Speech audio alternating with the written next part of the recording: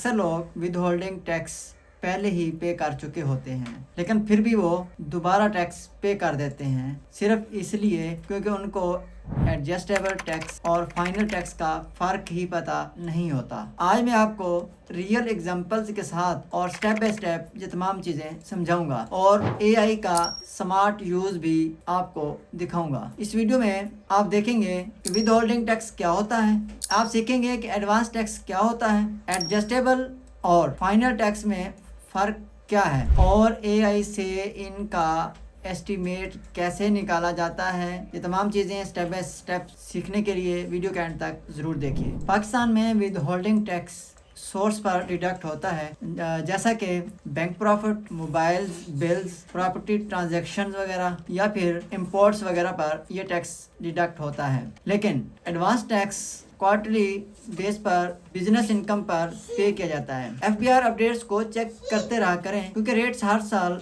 हर tax year पर तब्दील हो सकते हैं।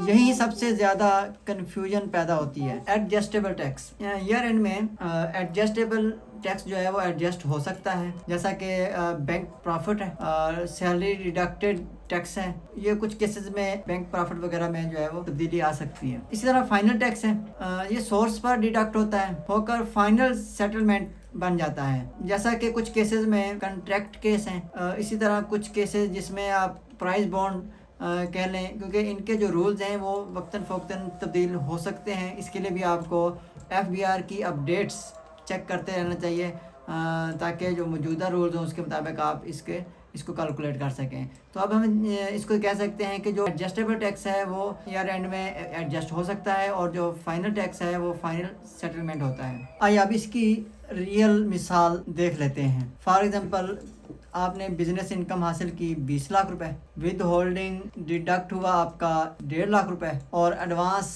टैक्स जो पेड है वो हुआ 2 लाख रुपए। अब इसी को हम एआई से कैलकुलेट करते हैं। आपने एआई को ये प्रॉम्प्ट देना है, पाकिस्तान टैक्स ईयर 2026 के मुताबिक अगर बिजनेस इनकम 20 लाख रुपए हो और 3,50,000 रुपए with holding advance tax paid हो तो एस्टिमेट पेएबल या रिफंडेबल टैक्स कैलकुलेट करें। एआई आपको उसी वक्त एस्टिमेटेड लायबिलिटी बता देगा और इसकी तफसील भी समझा देगा, लेकिन आपने ये ध्यान में रखना है कि ये एस्टिमेटेड डेटा है।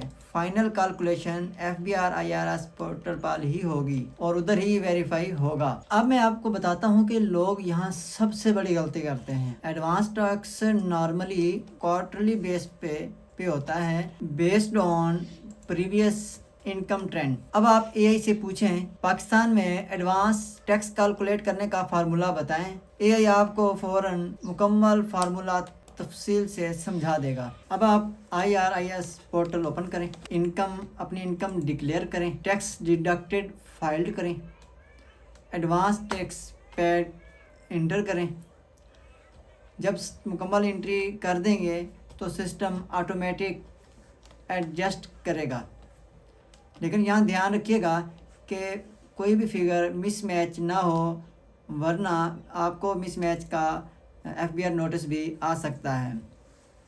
अब देखें, अगर पेड टैक्स लायबिलिटी में शो हो रहा हो तो आप रिफ़ंड क्लेम कर सकते हैं, जो कि रिफ़ंड पॉसिबल होता है।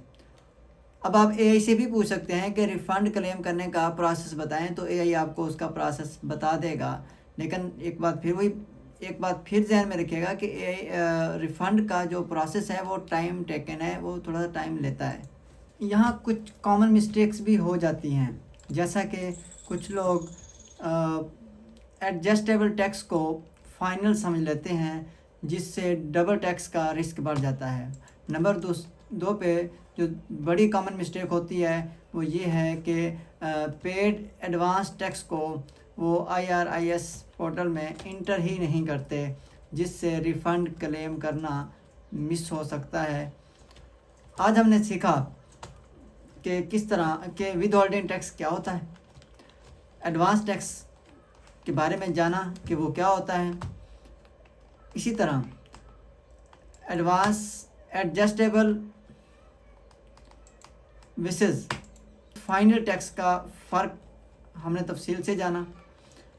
AI سے ایسٹیمیٹ کرنے کا فارمولا اور طریقہ ہم نے اس ویڈیو میں دیکھا۔ IRIS میں ایڈجسٹ کیسے کرتے ہیں اس کو بھی اس ویڈیو میں ہم نے کور کیا۔ یاد رکھیے AI اسسٹنٹ ہے، ریپلیسمنٹ نہیں ہے۔ ملتے ہیں اگلے ویڈیو میں، تب تک کے لیے اجازت دیں۔ بہت شکریہ، اللہ حافظ۔